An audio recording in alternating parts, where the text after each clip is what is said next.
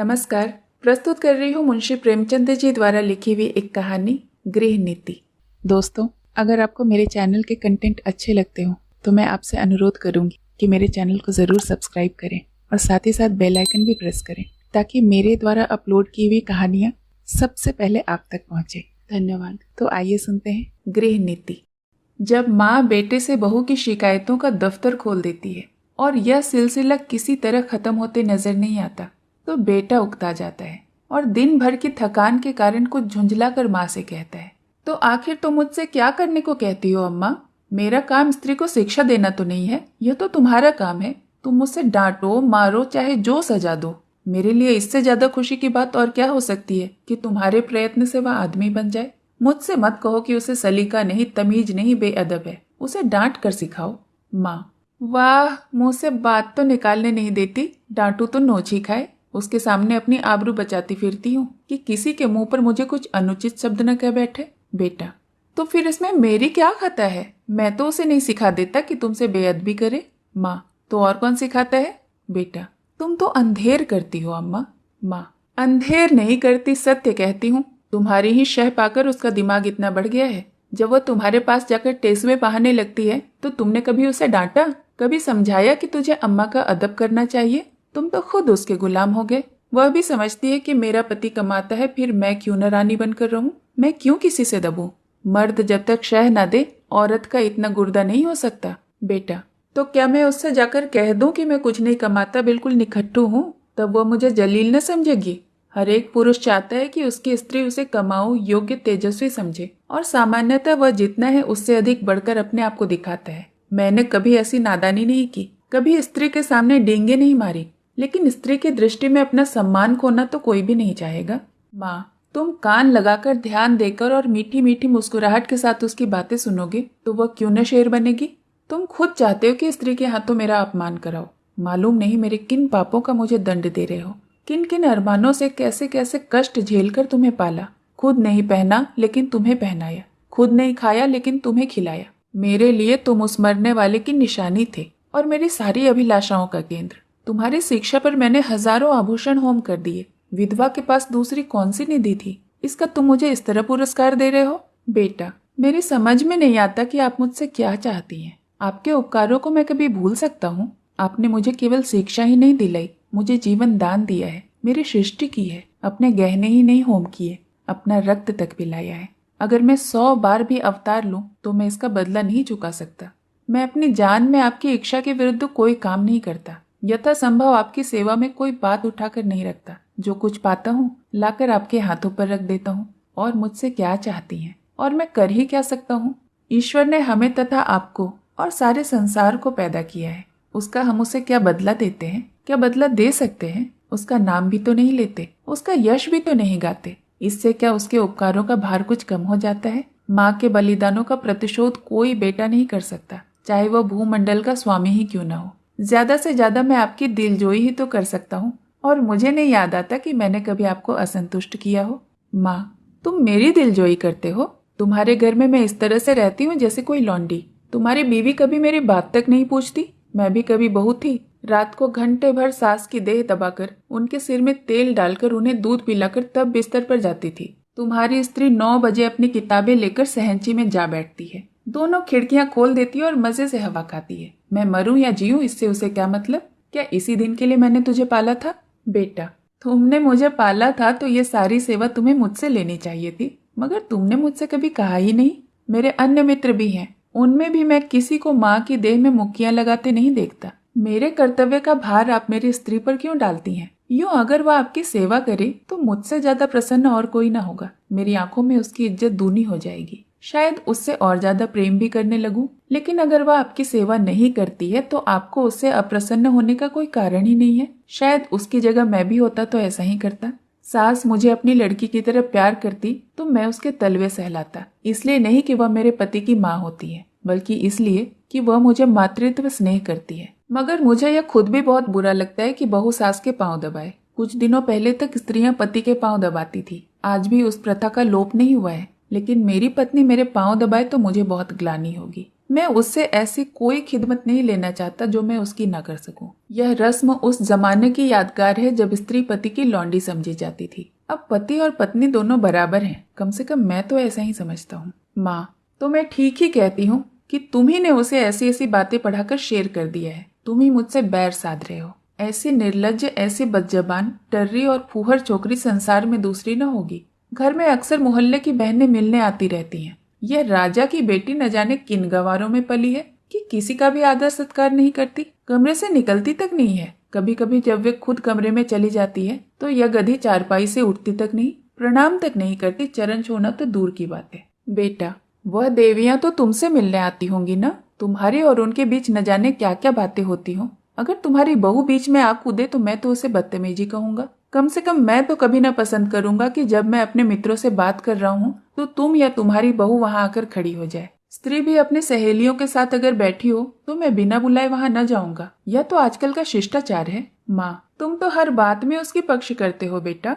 न जाने उसने कौन सी जड़ी सुंघा दी है तुम्हें। यह कौन कहता है कि वह हम लोगों के बीच में आ कूदे, लेकिन बड़ों का उसे कुछ तो आदर सत्कार करना चाहिए। बेटा, किस तरह? माँ, आकर अंचल से उनके चरण छुए, प्रणाम करे, पान खिलाए, पंखा झले। इन्हीं बातों से तो बहू का आदर होता है। लोग उसकी प्रशंसा करते हैं, नहीं तो सब की सब यही कहती होंगी कि बहू को घमंड हो गया है कि सीधे मुंह बात तक नहीं करती। बेटा, विचार करके। हाँ, यह अवश्य उसका दोष है, मैं उसे समझा दूंगा। माँ, प्रसन्न होके, तुमसे सच कहती हूँ बेटा, चारपाई से उठती तक नहीं। सब औरतें थू थू करती हैं, मगर उसे तो शर्म जैसे छू ही नहीं गई हो, और मैं हूँ कि शर्म के मारे मरी जाती हूँ। बेटा, यही मेरी समझ में नहीं आता कि तुम हर बात में अपने को उसके कामों का जिम्मेदार क्यों समझ लेती हो। मुझ पर दफ्तर में न जाने कितनी घुड़कियां पड़ती हैं, रोज ही जवाब तलब होता है, लेकिन तुम्हें उल्टे मेरे साथ सहानुभूति होती है। क्या तुम समझती हो कि अफसरों को मुझसे कोई बैर है जो अनायास ही मेरे पीछे पड़े रहते हैं, या उन्हें उन्माद हो गया है जो अकारण ही मुझे काटने दौड़ते हैं? नहीं, इसका कारण यही है कि मैं अपने कामों में चौकस नहीं हूँ। गलतियां करता हूँ, सुस्ती करता हूँ, लापरवाही करता हूँ। जहाँ अफसर सामने से हटे कि लगे समाचार पत्र पढ़ने या ताश खेलने, क्या उस वक्त हमें यह ख्याल नहीं रहता कि काम पड़ा हुआ है? साहब डांट ही तो बताएंगे, सिर झुकाकर सुन लेंगे, बाधा टल जाएगी। पर ताश खेलने का अवसर नहीं जाना चाहिए, लेकिन इसकी कौन परवाह करता है? तुम मुझे दोषी समझकर भी मेरा पक्ष लेती हो, और तुम्हारा बस चले तो हमारे बड़े बाबू को मुझसे जवाब तलब करने के अभियोग में काला पानी भेज दो। माँ, खिलखिलाकर, मेरे लड़के को कोई सजा देगा तो क्या मैं पान फूल से उसकी पूजा करूंगी? बेटा, हर एक बेटा अपनी माता से इसी तरह की कृपा की आशा रखता है, और सभी माताएं अपने लड़कों के ऐबों पर पर्दा डालती रहती हैं। फिर बहुओं की ओर से उनका हृदय इतना कठोर क्यों हो जाता है, यह मेरी समझ में नहीं आता। तुम्हारी बहू पर जब दूसरी स्त्रियां चोट करें तो तुम्हारे मातृ स्नेह का यह धर्म है कि तुम उसकी तरफ से क्षमा मांगो, कोई बहाना कर दो, उनकी नजरों में उसे उठाने की चेष्टा करो। इस तिरस्कार में तुम उनका सहयोग क्यों करती हो? तुम्हें क्यों उसके अपमान में मजा आता है? मैं भी तो हर एक ब्राह्मण या बड़े बूढ़े का आदर सत्कार नहीं करता। मैं किसी ऐसे व्यक्ति के सामने सिर झुका ही नहीं सकता जिससे मुझे हार्दिक श्रद्धा न हो। केवल सफेद बाल, सिकड़ी हुई खाल, पोपला मुंह और झुकी हुई कमर किसी को आदर का पात्र नहीं बना देती, और न ही जनेऊ या तिलक या पंडित और शर्मा की उपाधि ही भक्ति की वस्तु है। मैं लकीर पीटू सम्मान को अनैतिक अपराध समझता हूँ। मैं तो उसी का सम्मान करूंगा जो मनसा वाचक कर्मणा हर पहलू से सम्मान के योग्य है, जिसे मैं जानता हूँ कि वह मक्कारी, स्वार्थ साधना और निंदा के सिवाय और कुछ नहीं करता, जिसे मैं जानता हूँ कि रिश्वत और सूद तथा खुशामद की कमाई खाता है। अगर वह ब्रह्मा की आयु लेकर भी मेरे सामने आए तो भी मैं उसे सलाम न करूं। इसे तुम मेरा अहंकार कह सकती हो, लेकिन मैं मजबूर हूँ। जब तक मेरा दिल न झुके, मेरा सिर भी नहीं झुकेगा। मुमकिन है कि तुम्हारी बहू के मन में भी उन देवियों की ओर से अश्रद्धा के भाव हों। उनमें से दो चार को तो मैं भी जानता हूँ। हैं वे सब बड़े घर की, लेकिन सबके दिल छोटे, विचार छोटे। कोई निंदा की पुतली है तो कोई खुशामद में युक्त, कोई गाली गलौज में अनुपम। सभी रूढ़ियों की गुलाम और ईर्ष्या और द्वेष से जलने वाली। एक भी ऐसा नहीं है जिसने अपने घर को नरक का नमूना न बना रखा हो। अगर तुम्हारी बहू ऐसी औरतों के आगे सिर नहीं झुकाती तो मैं तो उसे दोषी नहीं समझता। माँ, अच्छा अब चुप रहो बेटा। देख लेना तुम्हारी यह रानी एक दिन तुमसे चूल्हा न जलाए और झाड़ू न लगवाए तो कहना। औरतों को बहुत सिर चिढ़ाना अच्छा नहीं होता। इस निर्लज्जता की भी कोई हद है कि बूढ़ी सास खाना पकाए और जवान बहू बैठी उपन्यास पढ़ती रहे। बेटा, बेशक यह बुरी बात है, और मैं हरगिज नहीं चाहता कि तुम खाना पकाओ और वह उपन्यास पढ़ती रहे। वह उपन्यास चाहे प्रेमचंद जी की ही क्यों न हो, लेकिन यह भी तो देखना होगा कि उसने अपने घर कभी खाना नहीं पकाया। वहाँ रसोईया महाराज है, और जब चूल्हे के सामने जाने से उसके सिर में दर्द होने लगता है तो उसे खाना पकाने के लिए मजबूर करना तो उस पर अत्याचार ही करना है। मैं तो समझता हूँ कि जो जो हमारे घर की दशा का उसे ज्ञान होगा, उसके व्यवहार में आप ही आप परिवर्तन आएगा।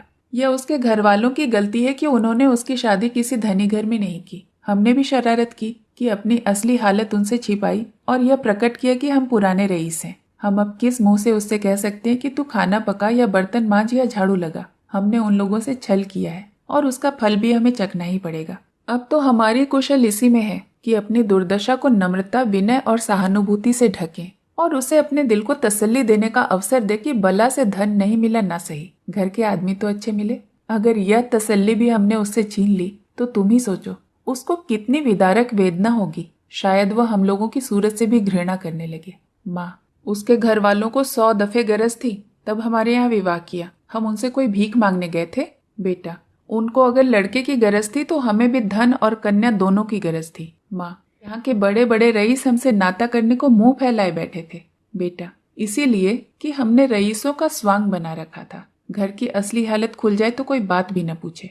माँ, तो तुम्हारे ससुराल वाले कहाँ के रईस हैं? जरा सी वकालत चल गई तो रईस हो गए, नहीं तो तुम्हारे ससुर के बाप मेरे सामने चपरासी गिरी करते थे। और लड़की का यह दिमाग कि खाना पकाने से सिर में दर्द होता है। अच्छे अच्छे घरों की लड़कियां गरीबों के घर में आती हैं और घर की हालत देखकर वैसा ही बर्ताव करती हैं।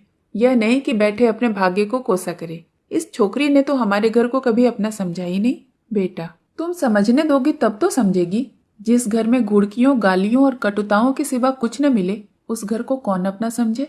घर तो वहाँ है जहाँ स्नेह और प्यार मिले। कोई लड़की डोली से उतरते ही सास को अपनी माँ नहीं समझ सकती। माँ तभी समझेगी जब सास पहले उसके साथ माँ का सा बर्ताव करे, बल्कि अपनी लड़की से ज्यादा प्रिय समझे। माँ, अच्छा अब चुप हो जाओ, जी न जलाओ। यह जमाना ही ऐसा है कि लड़कों ने स्त्रियों का मुंह देखा और उसके गुलाम हुए। ये सब न जाने कौन सा मंत्र सीख कर आती है। यह बहू बेटी के लक्षण है कि पहर दिन चढ़े सोए रहे। ऐसी कुलक्षणी बहू का तो मुंह न देखूं। बेटा, मैं भी तो देर तक सोता हूँ माँ, तुमने मुझे तो कभी नहीं कोसा। माँ, तुम हर बात में उससे अपनी बराबरी करते हो। बेटा, यह तो उसके साथ घोर अन्याय है, क्योंकि जब तक वह इस घर को अपना नहीं समझती तब तक उसकी हैसियत घर में मेहमान की तरह है, और मेहमान की हम खातिर करते हैं, उसके ऐब नहीं देखते। माँ, ईश्वर न करे कि किसी को ऐसी बहू मिले। बेटा, तब तो वह तुम्हारे घर में रह चुकी। माँ, क्या संसार में औरतों की कमी है?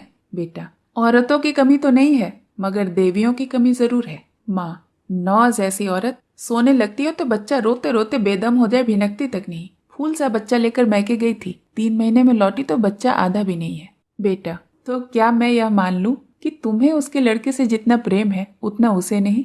यह तो प्रकृति के नियम के विरुद्ध है। और मान लो कि वह निर्मोहिनी है तो यह उसका दोष है। तुम क्यों उसकी जिम्मेदारी अपने सिर लेती हो? उसे पूरी स्वतंत्रता है, चाहे जैसे अपने बच्चे को पाले। अगर वह तुमसे कोई सलाह पूछे तो प्रसन्न मुख से दे दो, न पूछे तो समझ लो उसे तुम्हारी मदद की कोई जरूरत नहीं। सभी माताएं अपने बच्चों को प्यार करती है और वह अपवाद नहीं हो सकती। माँ, तो मैं सब कुछ देखूं और मुंह न खोलूं, घर में आग लगते देखूं और चुपचाप मुंह में कालिख लगाए खड़ी रहूं? बेटा, तुम जल्द इस घर को छोड़ने वाली हो, उसे बहुत दिन रहना है। घर की हानि लाभ की जितनी चिंता उसे हो सकती है तुम्हें नहीं हो सकती। फिर मैं कर ही क्या सकता हूँ? ज्यादा से ज्यादा उसे डांट बता सकता हूँ, लेकिन वह डांट की परवाह न करे और तुर्की बतुर्की जवाब दे तो मेरे पास ऐसा कौन सा साधन है जिससे मैं उसे ताड़ना दे सकूं? माँ, तुम 2 दिन न बोलो तो देवता सीधे हो जाएंगे, सामने नाक रगड़ने लगेंगे। बेटा, मुझे इसका विश्वास नहीं। मैं उससे न बोलूंगा तो वह भी मुझसे न बोलेगी। ज्यादा पीछे पड़ूंगा तो वह अपने घर चली जाएगी। माँ, ईश्वर यह दिन लाए, तुम्हारे लिए मैं नई बहू लाऊंगी। बेटा, संभव है वह इसकी भी चाची हो। सहसा बहू आकर खड़ी हो जाती है। माँ और बेटा दोनों स्तभित हो जाते हैं, मानो कोई बम का गोला आ गिरा हो। रूपवती, नाजुक मिजाज, गर्वीली रमणी जो मानो शासन करने के लिए ही बनी है। कपोल तमतमाए हुए पर अधरों पर विष भरी मुस्कान है और आंखों में व्यंग मिला परिहास। माँ, अपनी झेप छिपाकर, तुम्हें कौन बुलाने गया था? बहू, क्यों? यहाँ जो तमाशा हो रहा है उसका आनंद न उठाऊं? बेटा, माँ बेटे के बीच में तुम्हें दखल देने का कोई हक नहीं है। बहू की मुद्रा सहसा कठोर हो जाती है। बहू, अच्छा आप जबान बंद रखिए। जो पति अपनी स्त्री की निंदा सुनता रहे वह पति बनने योग्य ही नहीं है। वह पति धर्म का क ख ग भी नहीं जानता। मुझसे अगर कोई तुम्हारी बुराई करता, चाहे वह मेरी प्यारी माँ ही क्यों न होती, तो मैं उसकी जबान पकड़ लेती। तुम मेरे घर जाते हो तो वहां तो जिसे देखती हूँ तुम्हारी प्रशंसा ही करता रहता है। छोटे से बड़े तक गुलामों की तरह दौड़ते फिरते हैं। अगर उनके बस में हो तो तुम्हारे लिए स्वर्ग से तारे तोड़ कर लाए। और उसका जवाब मुझे यहाँ यह मिलता है कि बात बात पर ताने मेहने, तिरस्कार बहिष्कार। मेरे घर में तो कोई तुमसे नहीं कहता कि तुम देर से क्यों उठे, तुमने अमुक महोदय को सलाम क्यों नहीं किया, अमुक के चरणों पर सिर क्यों नहीं पटका। मेरे बाबूजी कभी गवारा न करेंगे कि तुम उनकी देह पर मुक्कियां लगाओ या उनकी धोती धो या उन्हें खाना पकाकर खिलाओ। मेरे साथ यहाँ यह बर्ताव क्यों? मैं यहाँ लौंडी बनकर तो नहीं आई हूँ, तुम्हारी जीवन संगिनी बनकर आई हूँ। मगर जीवन संगिनी का यह अर्थ तो नहीं कि तुम मेरे ऊपर सवार होकर मुझे जलाओ। यह मेरा काम है कि जिस तरह चाहूँ तुम्हारे साथ अपने कर्तव्य का पालन करूँ। उसकी प्रेरणा मेरी आत्मा से होना चाहिए, ताड़ना या तिरस्कार से नहीं। अगर कोई मुझे कुछ सिखाना चाहता है तो माँ की तरह प्रेम से सिखाए, मैं सीखूंगी। लेकिन कोई जबरदस्ती मेरी छाती पर चढ़कर अमृत भी मेरे कंठ में ठूंसना चाहे तो मैं होठ बंद कर लूंगी। मैं कब की इस घर को अपना समझ चुकी होती, अपनी सेवा और कर्तव्य का निश्चय कर चुकी होती। मगर यहाँ तो हर घड़ी हर पल मेरी देह में सुई चुभोकर याद दिलाया जाता है कि तू इस घर की लौंडी है, तेरा इस घर से कोई नाता नहीं, तू सिर्फ गुलामी करने के लिए यहाँ लाई गई है। और मेरा खून खौल कर रह जाता है। अगर यही हाल रहा तो एक दिन तुम दोनों मेरी जान लेकर रहोगे। माँ, सुन रहे हो ना अपनी चहेती रानी की बातें? वह यहाँ लौंडी बनकर नहीं, रानी बनकर आई है। हम दोनों उसकी टहल करने के लिए हैं। उसका काम हमारे ऊपर शासन करना है। उसे कोई कुछ काम करने को कौन कहे? मैं खुद मरा करूं और तुम उसकी बातें कान लगाकर सुनते हो? तुम्हारा मुंह कभी नहीं खुलता कि उसे डांटो या समझाओ?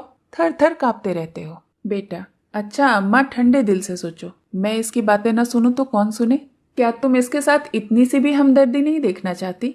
आखिर बाबूजी जब जीवित थे तब वो तुम्हारी बातें सुनते थे या नहीं? तुम्हें प्यार करते थे या नहीं? फिर मैं भी अपनी बीवी की बातें सुनता हूँ तो कौन सी नहीं बात करता हूँ। और इसमें तुम्हें बुरा मानने वाली कौन सी बात है?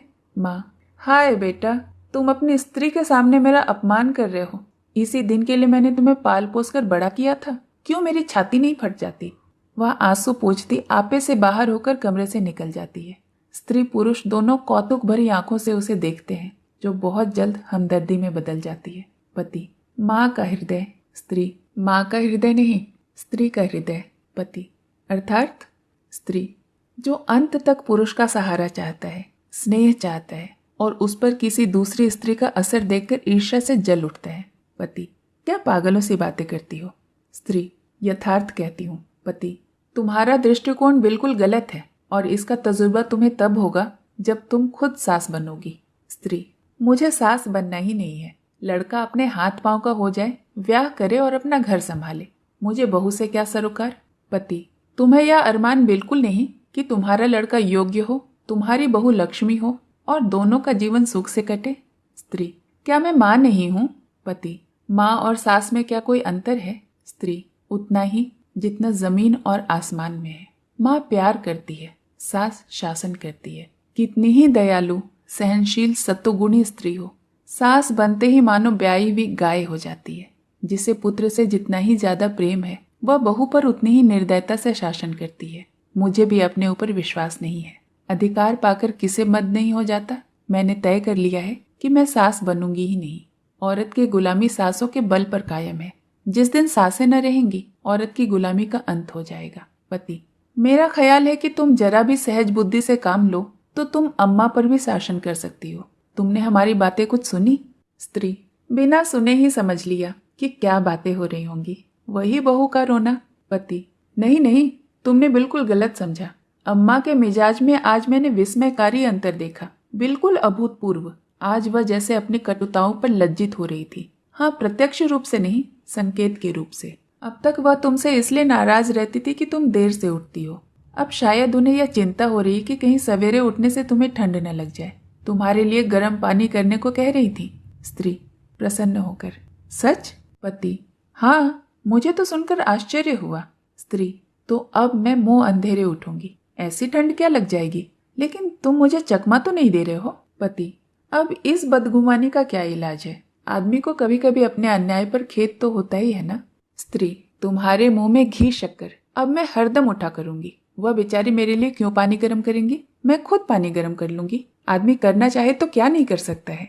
पति, मुझे तो उनकी बातें सुन सुनकर ऐसा लगता था जैसे किसी दैवी आदेश ने उनकी आत्मा को जगा दिया हो। तुम्हारे अल्हड़पन और चपलता पर कितना बनाती थी। चाहती थी कि घर में जब भी कोई बड़ा बूढ़ा आ जाए तो तुम उसके चरण छुओ, लेकिन अब उन्हें शायद मालूम होने लगा है कि इस उम्र में सभी थोड़े बहुत अल्हड़ होते ही हैं। शायद उन्हें उनकी जवानी के दिन याद आ गए हों।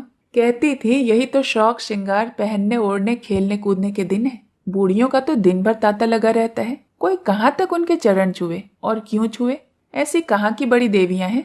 स्त्री: मुझे तो हर्षोन्माद हुआ जाता है। पति: मुझे तो विश्वास ही ना आता था, स्वप्न देखने का संदेह हो रहा था। स्त्री: अब आई है राह पर। पति: कोई दैवी प्रेरणा समझ लो। स्त्री: मैं कल से ठेठ बहू बन जाऊंगी। किसी को खबर भी ना होगी कि मैं कब अपना मेकअप करती हूँ। सिनेमा के लिए भी सप्ताह में एक ही दिन काफी है। बूढ़ियों के पांव छूने में क्या हरज है? देवियां न सही, चुड़ैल ही सही, मुझे आशीर्वाद तो देगी, मेरा गुण तो गावेगी। पति: सिनेमा का तो उन्होंने नाम भी नहीं लिया। स्त्री: तुमको जो इसका शौक है, अब तुम्हें भी न जाने दूंगी। पति: लेकिन सोचो तो, तुमने कितनी ऊंची शिक्षा पाई है। तुम किस कुल की हो? इन खूंसट बूढ़ियों के पांव पर सिर रखना तुम्हें क्या शोभा देगा? स्त्री: तो क्या ऊंची शिक्षा के यही माने हैं कि हम दूसरों को नीचा समझे? बुढ़े कितने ही मूर्ख हो, लेकिन दुनिया का तजुर्बा तो रखते हैं। कुल की प्रतिष्ठा भी नम्रता और सद्व्यवहार से होती है, हेकड़ी और रुखाई से नहीं। पति: मुझे तो यही ताज्जुब होता है कि इतनी जल्दी इनकी काया पलट हो कैसे गई। अब इन्हें बहुओं का सास के पांव दबाना या उनकी साड़ी धोना या उनके देह पर मुक्कियां लगाना बुरा लगने लगा है। कहती थी बहू कोई लौंडी थोड़ी ही है कि बैठी सास का पांव दबाए। स्त्री: मेरी कसम। पति: हाँ जी, सच कहता हूँ। और तो और, अब वह तुम्हें खाना भी पकाने न देगी। कहती थी जब बहू के सिर में दर्द होता है तो क्यों उसे सताया जाए, कोई महाराज रख लेंगे। स्त्री: मैं तो आकाश में उड़ी जा रही हूँ। ऐसी सास के तो चरण धो धो कर पिए। मगर तुमने पूछा नहीं कि अब तक क्यों उसे मार मार कर हकीम बनाने पर तुली रहती थी? पति: पूछा क्यों नहीं, भला मैं छोड़ने वाला था? बोली जब मैं बहू बनकर गई थी तो हमेशा खाना पकाया करती थी, फिर वह क्यों न पकाए? लेकिन अब उनकी समझ में आ गया है कि वह निर्धन बाप की बेटी थी और तुम संपन्न कुल की कन्या हो। स्त्री: अम्मा जी का दिल साफ है, मैं उन्हें क्षमा के योग्य समझती हूँ। जिस जलवायु में हम पलते हैं उसे एक बारगी नहीं बदल सकते। जिन रूढ़ियों और परंपराओं में उनका जीवन बीता है उन्हें तुरंत त्याग देना उनके लिए भी तो कठिन है। वह क्यों? कोई भी नहीं छोड़ सकता। फिर वह तो बहुत उदार है। अच्छा सुनो, तुम अभी महाराज मत रखो, खामखा जेरबार क्यों होगे? जब तरक्की हो जाए तो महाराज रख लेना। अभी मैं खुद ही पका लिया करूंगी। 3-4 प्राणियों का खाना ही क्या होता है। मेरे जाने से कुछ अम्मा को आराम तो मिले। मैं जानती सब कुछ हूँ, लेकिन कोई रौब जमाना चाहे तो मुझसे बुरा कोई नहीं। पति: मगर मुझे तो बुरा लगेगा कि तुम रात को अम्मा के पाँव दबाने बैठ जाओ। स्त्री: बुरा लगने की कौन सी बात है? जब उन्हें मेरा इतना ख्याल है तो मुझे भी तो उनका लिहाज करना ही चाहिए। देख लेना, जिस दिन मैं उनके पाँव दबाने बैठूंगी वह मुझ पर प्राण देने लगेंगी। आखिर बेटे बहू का कुछ तो सुख उन्हें भी मिले। बड़ों की सेवा करने में हेठी नहीं होती। हाँ, बुरा तो तब लगता है जब वो शासन करते हैं। और अम्मा, वह मुझसे पाँव थोड़े ही दबवाएंगी, मुझे तो सेंत का यश मिलेगा। पति: अब तो अम्मा को तुम्हारी फिजूल खर्ची भी बुरी नहीं लगती। कहती थी रुपये पैसे बहू के हाथ में दे दिया करो। स्त्री: चिढ़कर तो नहीं कहती थी? पति: नहीं नहीं, प्रेम से कह रही थी। उन्हें अब भय हो रहा है कि उनके हाथ में रुपये पैसे रहने से तुम्हें असुविधा होती होगी। तुम बार बार उनसे मांगते लजाती भी तो होगी और डरती भी होगी, और तुम्हें अपनी जरूरतों को रोकना भी पड़ता होगा। स्त्री: ना भैया, मैं यह जंजाल अपने सिर न लूंगी। तुम्हारी थोड़ी सी तो आमदनी है, कहीं जल्दी से खर्च हो जाए तो महीना काटना मुश्किल हो जाएगा। थोड़े में निर्वाह करने की विद्या उन्हीं को आती है। मेरी ऐसी जरूरतें ही क्या है? मैं तो केवल अम्मा जी को चिढ़ाने के लिए उनसे बार बार रुपये मांगती थी। मेरे पास खुद 100-50 रुपये के नोट पड़े रहते हैं। बाबूजी का जब जब पत्र आता है तो उसमें 10-20 के नोट जरूर होते हैं, लेकिन मुझे अब हाथ रोकना पड़ेगा। आखिर बाबूजी कब तक देते चले जाएंगे? और यह क्या कोई अच्छी बात है कि मैं हमेशा उन पर टैक्स लगाती रहूं? पति: देख लेना अम्मा अब तुम्हें कितना प्यार करती हैं। स्त्री: तुम भी देख लेना मैं उनकी कितनी सेवा करती हूँ। पति: मगर शुरू तो उन्होंने किया। स्त्री: केवल विचारों में, व्यवहार में आरंभ तो मेरी ओर से होगा। भोजन पकाने का समय हो गया है, चलती हूँ। आज कोई खास चीज तो नहीं खाओगे? पति: तुम्हारे हाथों की रूखी रोटियां भी पकवान का मजा देंगी। स्त्री: अब तुम लगे नटखटी करने। कहानी सुनने के लिए बहुत बहुत धन्यवाद।